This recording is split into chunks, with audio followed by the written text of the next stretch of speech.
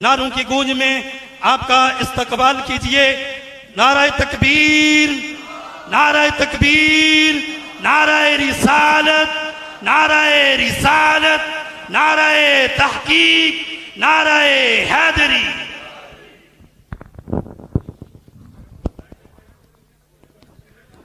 तमामी हजरात अपनी अपनी जगहों पर तशरीफ रखें।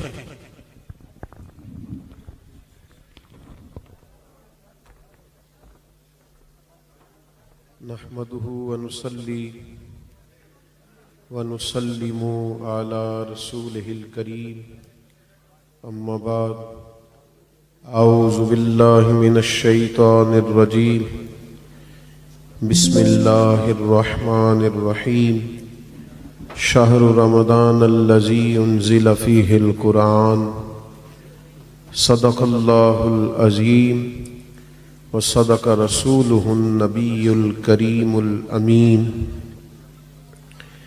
व नहनु अला ज़ालिका लमिनश शाहिदीन वश्शाकिरीन वल्हम्दुलिल्लाहि रब्बिल आलमीन।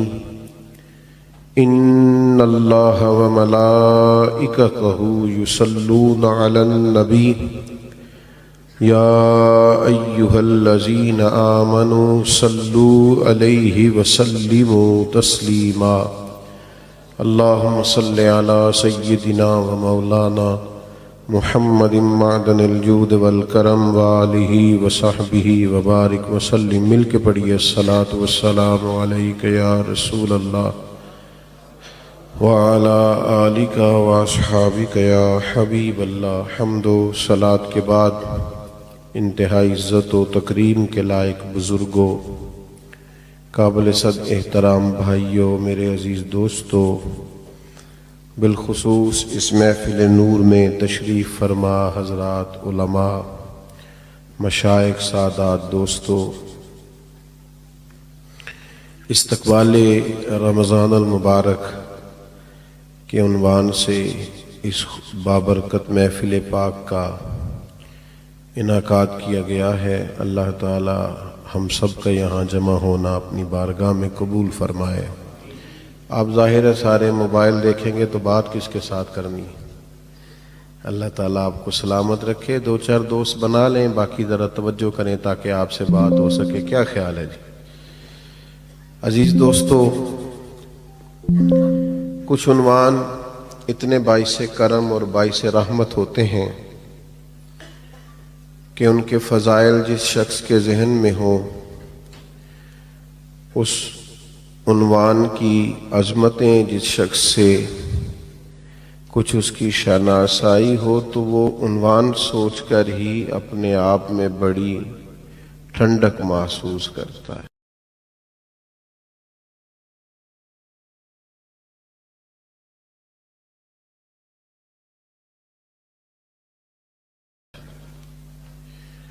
आप गौर फरमाएं, किसी महफिल पाक में जब कोई शख्स हाजिर होता है, मेरी तरह का कोई, तो कुछ दोस्त इस्तकबाल करते हैं, कहते हैं ये फ़लाँ साहब आए हैं, फ़लाँ उन्वान पर बात करेंगे। इसको इस्तकबालिया भी कहते हैं।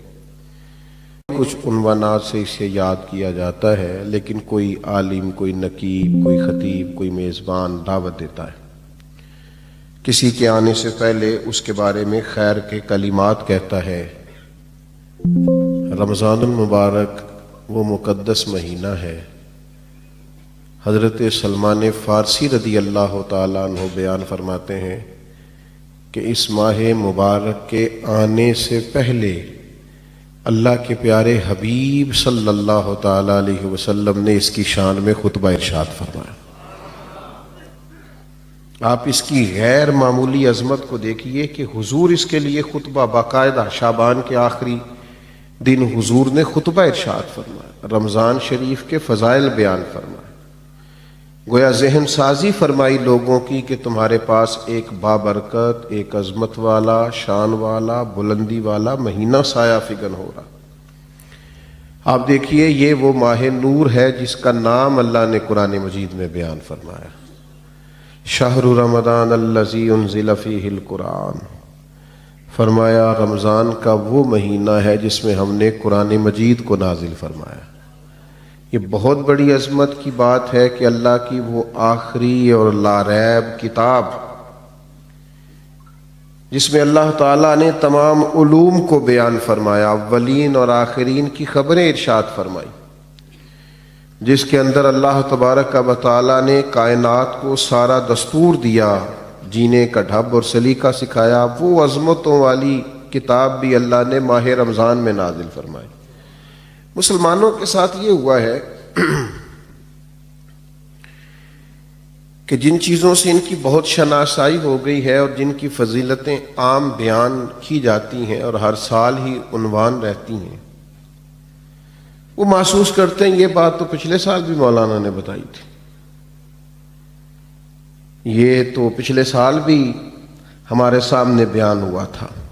یاد رکھیے گا، جس چیز کو بار بار بیان کیا جاتا ہے یہ بھی علامت ہوتی ہے کہ وہ کوئی بہت بڑی چیز ہے۔ جس کا بار بار تذکرہ کیا جائے وہ بھی اس بات کی علامت ہے کہ کوئی بہت عظمتوں والی چیز ہے۔ دیکھیے، کسی جگہ سے کسی شخص کو پرافٹ ملتا ہو، نفع آتا ہو، تو لوگ دوڑ کے نہیں جاتے، بلکہ ہمارے ملک میں تو رواج ہے کہ کوئی ایک کاروبار چل جائے سارے وہی شروع کر لیتے ہیں۔ یہ کچھ سال پہلے نا سی این جی اسٹیشن وہ چل گئے تھے تو کلومیٹر کے فاصلے پہ سی این جی اسٹیشن کھول گئے تھے۔ کوئی ایک کام چل جائے، پتہ چل جائے اس میں نفع ہے تو سارے شروع نہیں کر لیتے۔ بھائی، اگر کسی شخص کو پتہ چلے کہ فلاں چیز کے اندر بڑا نفع ہے، بڑی برکت ہے، سارے وہی سٹارٹ کر لیتے ہیں۔ تو اگر کسی کو پتہ چل جائے نا کبھی کہ رمضان میں کتنی برکت ہے، تو یہ میں نہیں کہتا، یہ ذرا نبی رحمت علیہ السلام کا ارشاد سنیے گا اور ذرا اسے سمجھیے گا، اس پر غور کیجیے۔ یعنی رمضان کی ساری فضیلتیں حضور نے خود بیان فرمائی، یہ بھی بیان فرمایا کہ رمضان میں اللہ نفل کا ثواب فرض کے برابر دیتا ہے اور فرض کا ثواب 70 گنا بڑھا دیتا ہے۔ نبی پاک علیہ السلام نے یہ بھی فرمایا کہ جو ایمان اور احتساب کی نیت سے اس ماہ مبارک میں قیام کرے گا اس کو اللہ تعالیٰ بڑی فضیلت دے گا کہ اس کے پچھلے سارے گناہ معاف کر دیے جائیں گے۔ یہ ساری شانیں بیان کرنے کے بعد جو ایک جملہ حضور نے ہمارے ذہنوں میں چھوڑا ہے نا، جو ایک بات، اس کو سمجھیں، اس پر غور کریں۔ ساری عظمتیں بیان کرنے کے بعد محبوب فرماتے ہیں اگر تمہیں پتہ چل جائے نا، یعنی تمہیں بتا دیا ہے، سمجھا دیا ہے، لیکن ابھی بھی اس کی اتنی عظمتیں، اتنی بلندیاں، اتنی رفتیں ہیں کہ اگر تمہیں پتہ چل جائے رمضان میں آخر برکت ہے کتنی، عظمت ہے کتنی، اگر تمہیں پتہ چل جائے تو فرمایا تمہارا دل چاہے گا کہ سارا سال رمضان ہی رہے، کوئی اور مہینہ آئے نہ۔ صرف یہ آپ اس بات کو سمجھیں۔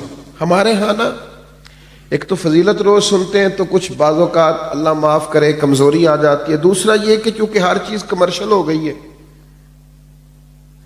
ہر چیز، تو رمضان میں بھی لوگ دیکھتے ہیں کہ کون سا نیا کاروبار کس طرح چلانا ہے اور کون سی چیز کتنی مہنگی کرنی ہے اور کس معاملے میں اب ذرا ہم نے تھوڑی سی تیزی دکھانی ہے۔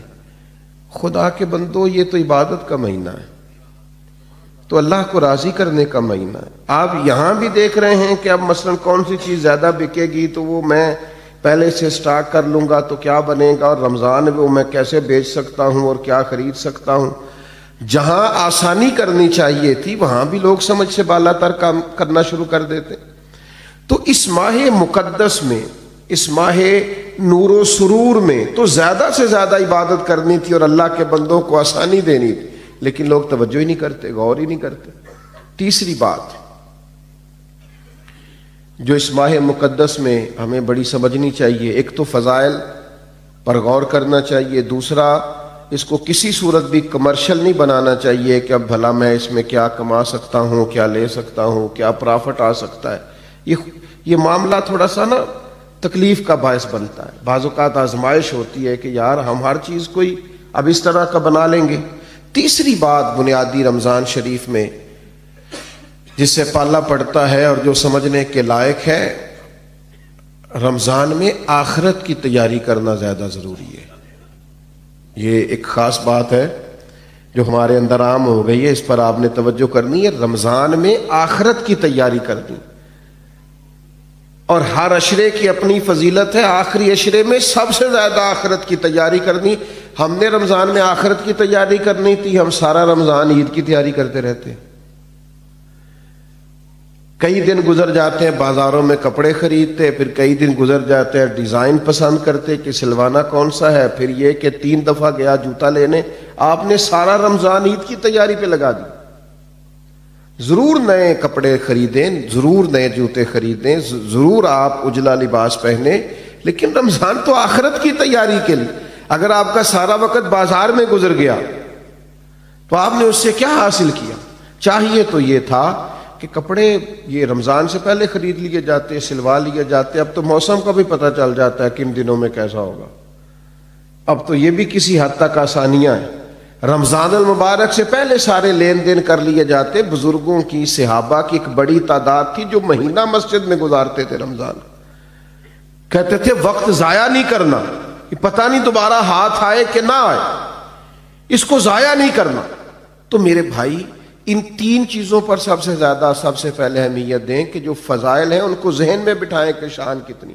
دوسرا، کوئی کمرشل، میں بعض اوقات بڑی تکلیف محسوس کرتا ہوں جب میں اپنے حج اور عمروں کو کمرشل بنا ہوا دیکھتا ہوں نا، تو میں سوچتا ہوں کہ کن کن چیزوں کی ہم نے دکانیں ڈال لی. ضرور آپ اس سے جس حد تک ہو سکے آپ کام کریں، لیکن یہ کہ آپ نے ہر چیز کو بیچنا خریدنا شروع کر دیا ہے. یہی حال رمضان کے ساتھ ہوتا ہے. بہت سارے معاملات میں ہم دیکھتے ہیں کہ کمرشلزم بڑا عروج پہ.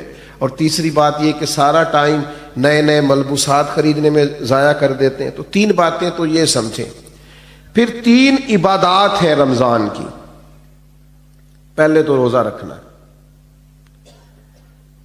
اور روزہ اس طرح رکھنا ہے کہ روزہ صرف پیٹ کا نہ ہو، تھوڑا زبان کا بھی ہو. حضور نے فرمایا تم سے کوئی لڑنا جھگڑنا چاہے تو اسے کہہ دو میں نے روزہ رکھا ہوا ہے.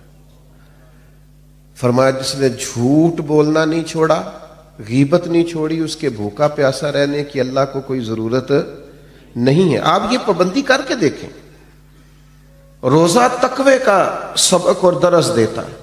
تھوڑا اپنے آپ کو پابند کریں کہ رمضان المبارک کا ماہ نور ہے، میں نے جھوٹ زبان سے نکالنا ہی نہیں، میں نے کوئی خلاف واقعہ بات نہیں کرنی، کچھ بھی ہو جائے مجھے زیادہ گفتگو ہی نہیں کرنی چونکہ میں روزہ دار ہوں. حضور علیہ السلام کی بارگاہ میں خواتین حاضر ہوئی تھیں تو انہوں نے کہا کہ ہم نے روزہ رکھا ہوا ہے. تو محبوب نے فرمایا یہاں قے تو کرو. تو قے کی تو گوشت کے لوتھڑے اور بوٹیاں ان کے حلق سے نکلیں. تو کریم فرمانے لگے تم نے وہاں بیٹھ کے غیبت نہیں کی؟ تو حالت روزہ میں تم نے مردہ بھائی کا گوشت نہیں کھایا؟ تم نے غیبت نہیں کی؟ تو بھئی آپ نے رب روزہ رکھنا ہے تو پھر تھوڑا سا اپنے آپ کو سمجھانا ہے. کوئی جھوٹ نہیں، کوئی غیبت نہیں، کوئی بدی نہیں، کوئی بددیانتی نہیں، کوئی بد نظری نہیں، کوئی بے حیائی نہیں. رمضان المبارک کا چاند طلوع ہوتے ہی اب اپنے آپ کو پورے طور پر کنٹرول کریں. رمضان محتاط رہنے کا مہینہ ہے، اس میں تھوڑی سی احتیاط کریں، اس میں تھوڑا سا غور کریں. اور اب تو الزام بھی کسی پہ نہیں دے سکتے کہ فلانے نے کرایا، شیطان تو ویسے ہی قید ہوتا ہے. اب تو اس کا نام لے کے جان بھی نہیں چھوٹے گی، وہ تو قید میں ہے. اب تو اپنے آپ پر پابندی ہی لگانی ہے. اب تو یہ کہ کنٹرول کرنا ہے. تو پہلی بات یہ کہ روزے کو بڑے حسن کے ساتھ ادا کریں، بڑی پاکیزگی کے ساتھ. روزہ بڑی نعمت ہے. آپ یقین کریں روزہ رکھا ہوا ہوتا ہے نا انسان نے تو عجیب سی وہ روحانیت محسوس کرتا ہے. روزہ عقیدہ توحید کا بہت بڑا اظہار ہے. پتہ چلتا ہے کہ یہ بندہ رب کو ماننے والا ہے. کیوں کہ آپ گھر کے اندر اکیلے ہیں اور دروازے سارے بند ہیں اور کھانے کو ہر چیز پڑی ہے، تو کیوں نہیں کھول کھا رہے آپ چوری لوگوں سے؟ بہت ساری عبادات میں لوگ معاذ اللہ دکھاوا نہیں کر لیتے. ہر چیز موجود ہے گھر میں، فریزر بھرا ہوا ہے انواع و اقسام کی چیزوں سے. کیوں نہیں کھا رہے؟ اس لیے نہیں کھا رہے کہ میرا رب مجھے دیکھ رہا ہے. عقیدہ توحید کی اتنی مضبوطی حالت روزہ میں حاصل ہوتی ہے کہ بندہ نور علی نور ہو جاتا ہے. تو یہ ایک بہت بڑی پریکٹس ہے رمضان المبارک کے اندر کہ پھر انسان اپنی مجموعی زندگی میں اسے لاگو کرے کہ مجھے صرف کیمرے کی آنکھ نہیں دیکھ رہی، مجھے وہ رب دیکھ رہا ہے جسے نہ اونگ آتی ہے نہ نیند آتی. یہ بہت بڑی ایک سعادت ہے. اور آپ پھر اس سے جو روحانیت پھوٹتی ہے، جو جلوے بنتے ہیں، جو رعنائی پیدا ہوتی ہے. حضور علیہ السلام نے فرمایا رب کو تو روزہ دار کے منہ سے جو خوشبو آتی ہے وہی بڑی پیاری لگتی، اللہ کو پسند بڑی. وہ جو تیرے منہ سے بو آتی، خوشبو آتی، وہ اللہ کو محبوب ہے. تو روحانیت کے ساتھ روزہ رکھا جائے. دوسری بات، رمضان اور قرآن کا آپس میں بڑا تعلق ہے. ابھی میں نے آیت پڑھی نا، شہر رمضان الذی انزل فیہ القرآن. رمضان اور قرآن کا آپس میں بڑا گہرا رشتہ ہے. نبی کریم صلی اللہ تعالی علیہ وسلم کی بارگاہ میں حضرت جبریل امین علیہ السلام رمضان میں حاضر ہوتے تھے اور قرآن مجید کا دور کرتے تھے. بڑے خوش نصیب ہیں وہ حفاظ کرام جو قرآن مجید کا دور کر رہے ہوتے ہیں. نبی کریم حضرت جبریل امین کو قرآن مجید سناتے، پھر حضرت جبریل امین حضور کو قرآن مجید سناتے. یہ مسجدوں میں جب حفاظ، قراء، آئمہ یہ بیٹھ کر قرآن مجید پڑھ رہے ہوتے ہیں تو یہ ان جلووں کی یاد تازہ کرتے ہیں جو جلوے محبوب نے دکھائے اور حضرت جبریل امین کے ساتھ دور فرمایا. رمضان المبارک میں خوب قرآن مجید پڑھیں اور قرآن مجید سے جڑ جائیں اور قرآن مجید کی لذت پیدا کریں. دیکھیں اللہ کا فضل ہے امت پر. یہ کبھی نہیں ہو سکتا کہ کہیں مسجد موجود ہو اور حافظ موجود نہ ہو. یہ تو ہو سکتا ہے کہ کسی حافظ کو مسجد نہ ملے اور وہ رہ جائے، اس دفعہ قرآن مجید نہیں سنا سکا. یہ نہیں ہو سکتا کہ کسی مسجد والوں کو حافظ نہیں ملا اور وہ قرآن مجید نہیں سن سکے. یہ ممکن ہے. لوگ کہتے ہیں علماء کیا کر رہے ہیں، تو میں نے کہا ہے رمضان دیکھ لو نا کیا کر رہے ہیں. ہمارے مدارس نے اللہ کے فضل سے اتنے حفاظ بنا دیے کہ اب ہر معاملے میں آپ کو کہیں کمی نظر آ سکتی ہے، یہاں نہیں آئے گی اللہ کے فضل سے. نہ کبھی آپ یہ کہیں گے کہ آج مسجد میں جمعہ نہیں ہوا چونکہ جمعہ پڑھانے والا کوئی نہیں تھا. یہ اللہ نے امت پر فضل فرمایا، اہلیان پاکستان پر فضل فرمایا.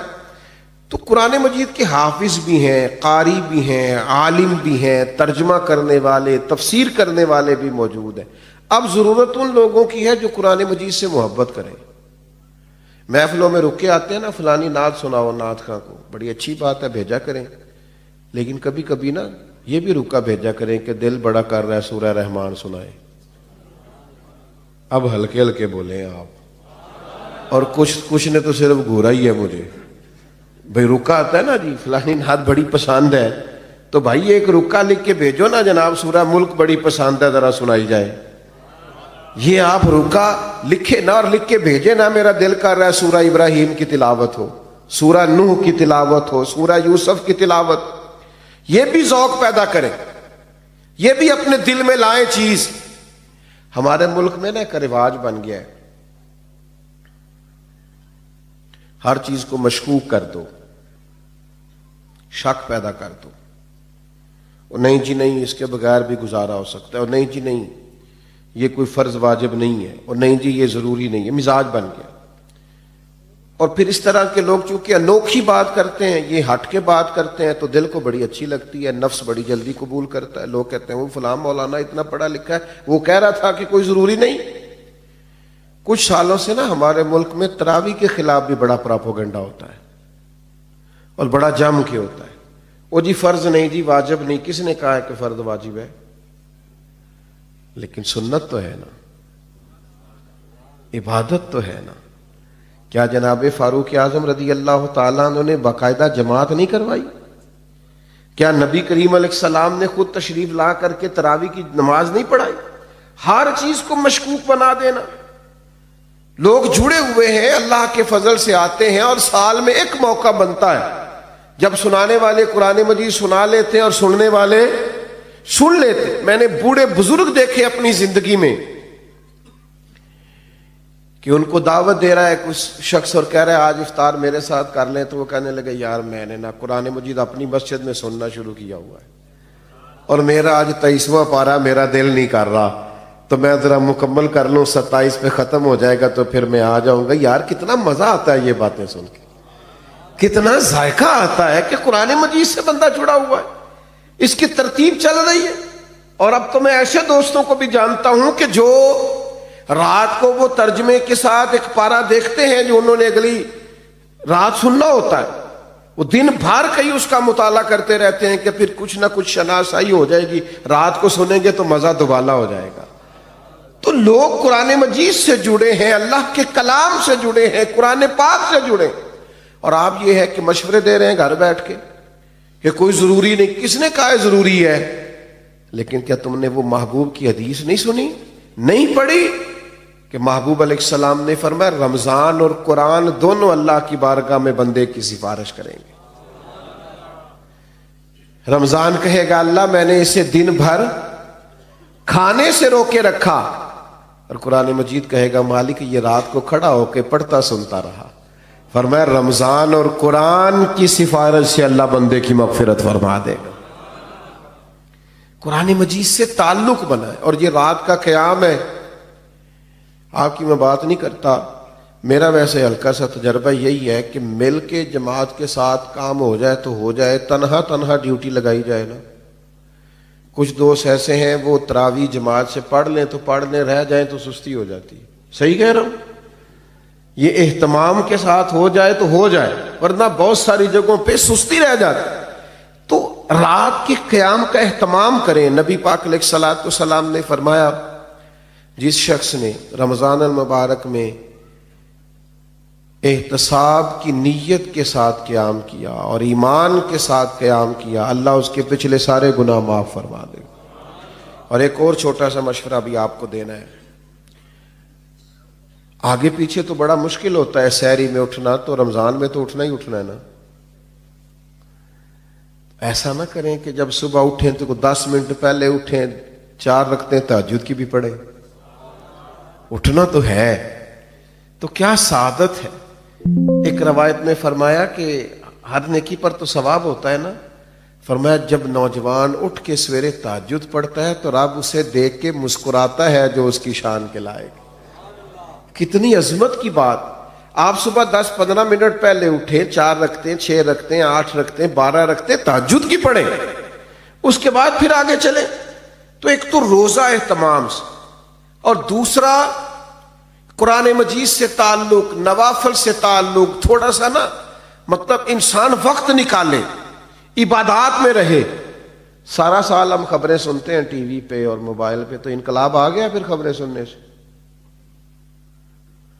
اگر کوئی ملک تبصروں سے ٹھیک ہوتا نا تو سب سے پہلے پاکستان ٹھیک ہونا تھا، اس لیے کہ جتنے تبصرے ہمارے ملک میں ہوتے ہیں کسی اور جگہ بڑے تبصرے، ہر آدمی کی جیب میں موبائل ہے اور ہر بندہ ہی صحافی ہے، ہر ایک کے پاس یہ اندر کی خبر ہے اور سارے تبصرے کر رہے ہیں۔ میرے بھائی 1 مہینہ تبصرے رہنے دو، میری تو مانو تو خبریں بھی رہنے دو۔ آپ 1 مہینہ اپنے آپ کو قرآن مجید سے جوڑو، آپ کوشش کرو خوب توجہ کے ساتھ اللہ کی عبادت ہو۔ اور ایک تیسری عبادت جو بڑی اہم ہے رمضان میں، اور وہ ہے اللہ کے راستے میں خرچ کرنا، خیرات کرنا، سخاوت کرنا۔ یہ سخاوت صرف امیر آدمی کی ڈیوٹی نہیں، غریب ذرا زیادہ غور سے سنیں کیا کہہ رہا ہوں۔ نبی پاک علیہ السلام نے فرمایا تم ایک کھجور اللہ کے راستے میں دیتے ہو نا، 1 کھجور، پھر سنو کیا عرض کر رہا ہوں، 1 کھجور تم اللہ کے راستے، کیا مثلا قیمت ہے آج 1 کھجور کی، اور ہمارے ہاں کیا حیثیت ہے، فرمایا 1 کھجور جب تم اخلاص کے ساتھ اللہ کے راستے میں دیتے ہو، اللہ تبارک و تعالیٰ اسے قبول فرما کے اپنے سیدھے دستے مبارک میں لیتا ہے جو اس کی شان کے لائق ہے۔ اور فرمایا تمہاری اس 1 کھجور کی اللہ نشو و نما کرتا ہے، اسے پالتا ہے، بڑا کرتا ہے۔ فرمایا وہ 1 کھجور اللہ تعالیٰ پہاڑ کے برابر کر دیتا ہے۔ اور ایک یہاں تو 1 کھجور کی بات ہے نا، ایک حدیث میں حضور نے فرمایا دوزخ سے بچ جاؤ چاہے کھجور کا ایک ٹکڑا صدقہ کر کے بچ جاؤ، لیکن دوزخ سے بچ جاؤ۔ کچھ خیرات، کچھ صدقات اس کا مزاج پیدا کرے۔ اور ہمیں تو دین نے یہاں تک کہا ہے، سخاوت یہاں سے شروع کرنے کا فرمایا کہ گوشت بناؤ تو شوربہ زیادہ کر لیا کرو، پڑوسیوں کو بھی شامل کر لو۔ نبی کریم علیہ السلام نے فرمایا شوربہ ذرا زیادہ کر لو اور پڑوسیوں کو شامل کر لو۔ کچھ لوگ سخاوت کا مزاج نہیں رکھتے، وہ کہتے ہیں میں خود بڑا غریب ہوں۔ او بھائی، بانٹنے کا مزاج تو بنائے، اللہ عطا بھی کرے گا۔ 2 آدمیوں کا کھانا 3 آدمی کھا سکتے ہیں، 3 کا 4 آدمی کھا سکتے ہیں۔ ہم نے دیہاتوں میں وہ بزرگ بھی دیکھے جو صرف اپنی پکی ہوئی افطار لے کے مسجد میں چلے جاتے تھے، کہتے تھے شاید کو مسافر بھی آ جائے تو میں شامل کر لوں گا۔ صرف اپنے لیے جو افطار کا سامان تھا اسی کو ذرا بڑھا کے لے جاتے کہ مسجد میں جا کے کھولتا ہوں روزہ، شاید وہاں مجھے کوئی مسافر مل جائے۔ سخاوت مال سے ہوتی نہیں، اگر بندے کا دل بڑا نہ ہو تو۔ صرف پیسوں سے نہیں ہوتی اگر ظرف بڑا نہ ہو تو۔ اور بندہ غنی ہمیشہ دل کا ہوتا ہے۔ کتب حدیث میں پورا باب ہے کہ بندہ دل کا غنی ہوتا ہے۔ اس لیے درویش نے کہا تھا مالاں والے سخی نہیں ہوندے تے سخیاں کول مال نہیں ہوندا، مالاں والے سخی نہیں ہوندے تے سخیاں کول مال نہیں ہوندا، ہاں ایتھے اوتھے دوویں جہانی سخی کنگال نہیں ہوندا۔ یہ مت سمجھنا پھر اس کے پاس ہوتا کچھ نہیں، وہ کرتا سخاوت ہے، پر کیا بات، وہ کنگال نہیں ہو سکتا، ہر وقت اس کی جیب بھری رہتی۔ میرے بھائی خوب سخاوت کریں۔ نبی پاک علیہ السلام نے فرمایا کسی کو روزہ افطار کراؤ، جتنا ثواب اسے رکھنے کا ملے گا اتنا تمہیں افطار کرانے کا ملے گا۔ اور فرمایا یہ تو اس کے لیے بیان کیا جو صرف ایک گھونٹ پانی سے یا ایک کھجور سے افطار کرائے، جو پیٹ بھر کے کھلائے اس کا تو اجر وراء الورا ہے۔ نبی پاک علیہ السلام کی سخاوت رمضان میں بڑھ جاتی تھی، حضور قیدیوں کو رہا کرتے، بانٹتے، زیادہ سے زیادہ دیتے اللہ کے راستے میں۔ لیکن ہمارے ہاں سیاسی افطاریاں ہوتی ہیں، سیاسی، یعنی اپنے اپنے تعلق والوں کو بلایا کسی وی آئی پی جگہ پہ، اور وہاں جناب بہترین اچھے کھانے بوفے شوفے لگائے، تو جو غریب بیچارے جن کا حق بنتا تھا، جن کے لیے ضرورت، وہ مجھے بچے کہنے لگے ہم روز دسترخوان لگاتے ہیں، بڑے لمبے خرچے ہیں۔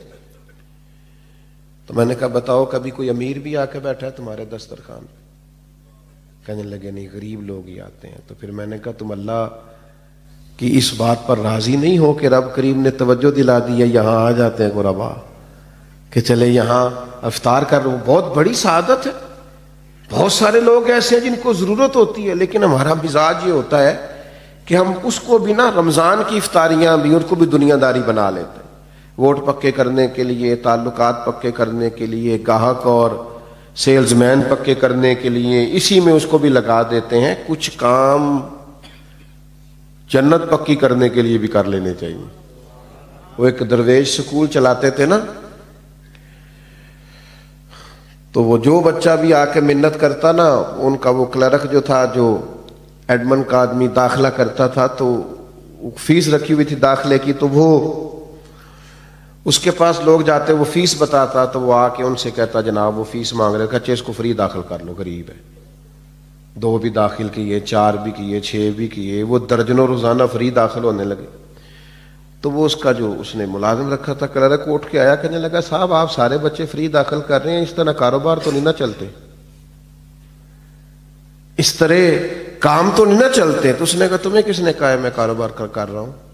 کہا پھر آپ کیا کر رہے ہیں؟ کہنے لگے میں اپنے جنازے کے بندے پکے کر رہا ہوں،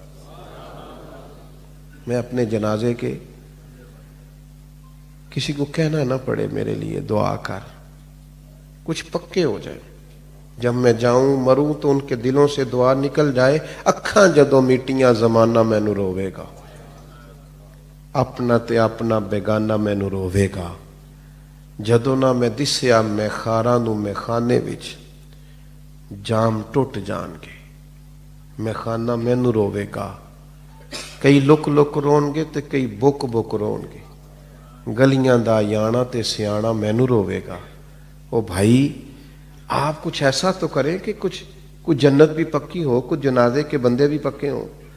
ساری دنی رمضان میں بھی افطار کرانے لگے تو وہی آپ نے پکے کر لیے اپنے ووٹر سپورٹر اور سیلز مین اور گاہک کس چکر میں پڑ گئے.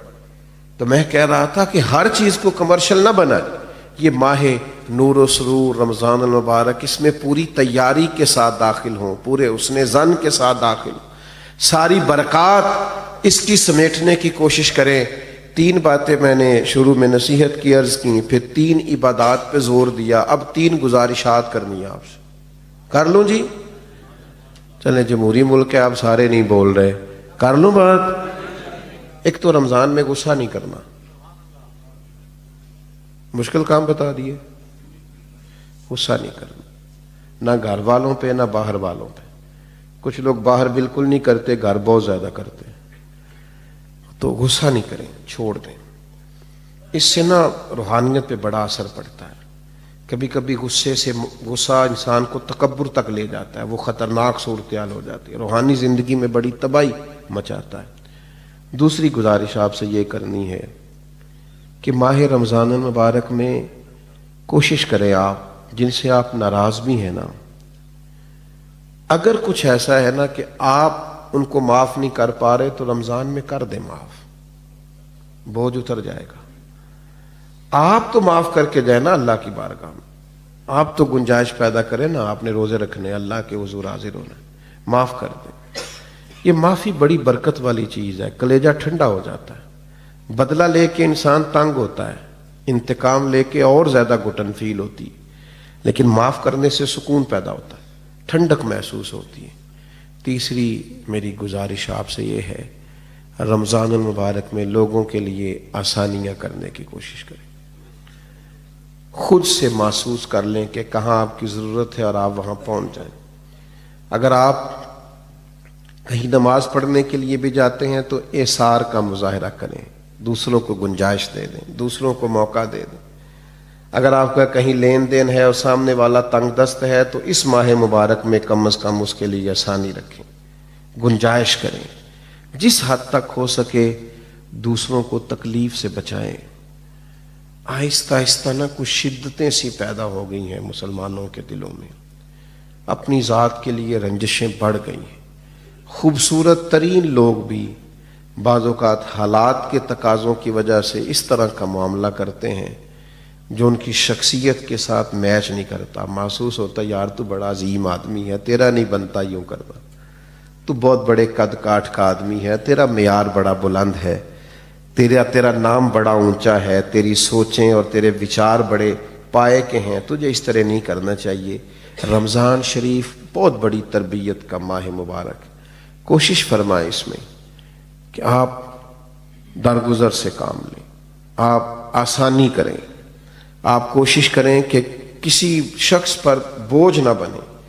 میں تراویح پڑھنے کے لیے لوگ آیا کرتے تھے تو ایک دفعہ حافظ صاحب سے نا کچھ ان کو مشابہ زیادہ لگے سنانے میں، تو ایک دوست کہنے لگے کہ میں نے ان سے بات کرنی ہے. میں نے کہا آج نہ کرنا. کہنے لگے کیا مطلب؟ میں نے کہا آج آپ نے بات نہیں کرنی، اس لیے کہ وہ پہلے خود بڑے ڈسٹرب ہیں، وہ جو زیادہ لگے ہیں نا ان کو درمیان میں جا کے وہ پچھلوں کی انہوں نے ٹینشن لی ہے کہ میں تو اتنا یاد کیتا سی یہ کی بڑے ہیں، تو آپ کو نہیں پتا تو بوجھ کیوں بنے ہم کسی کی طبیعت پہ. تو آج نہ سارے ان کو شاباش دے کے گزر جاتے ہیں تو کل بات کریں گے. تو اللہ نے فضل کیا کل ایسا ہوا ہی کچھ نہیں. تو ہم بعض اوقات اتنا پریشرائز کر دیتے ہیں بعض چیزوں کو کہ جب کوئی بندہ پریشر میں آ کے کوئی کام کرتا ہے تو صحیح بھی کرنا ہونا تو اسے غلط ہو جاتا ہے. تو تھوڑی گنجائش دینی ہے، لوگوں کے لیے آسانی کرنی ہے. کہیں بس اسٹاپ پہ، کہیں خریداری کے لیے جائیں، کسی جگہ بھی تھوڑی گنجائش دیں کہ جناب آپ پہلے کر لیں، میں انشاءاللہ کر لوں گا، میرے پاس وقت ہے، ٹائم ہے. تھوڑا سا حوصلہ بڑا کر کے جئیں، جینے میں مزہ آئے گا، لطف اور سرور حاصل ہوگا. یہ بڑی خوبصورت بزم سجائی گئی اور پھر اتنے خوبصورت عنوان پر کہ ہم نے رمضان المبارک کے تعلق سے کچھ باتیں کی. اللہ تعالیٰ اس خیر سے ہمیں بہت زیادہ حصہ نصیب فرمائے. اللہم صلی علی سیدنا و مولانا محمد معدن الجود والکرم وآلہ وبارک وسلم. اللہ ہمارا مل بیٹھنا اپنی بارگاہ میں قبول فرما.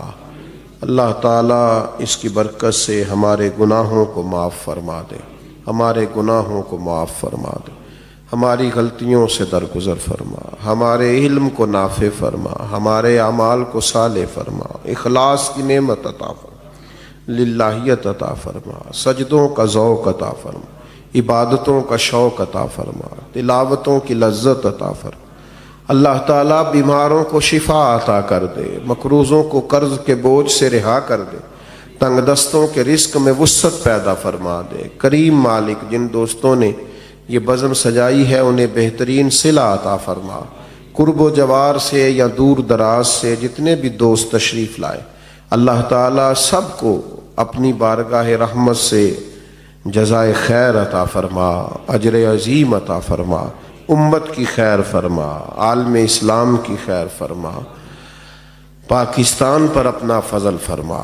اللہم انا نسألک العفو والعافیۃ فی الدین والدنیا والآخرہ، رب اغفر وارحم وانت خیر الراحمین، وصلی اللہ تعالی علی حبیبہ سیدنا محمد۔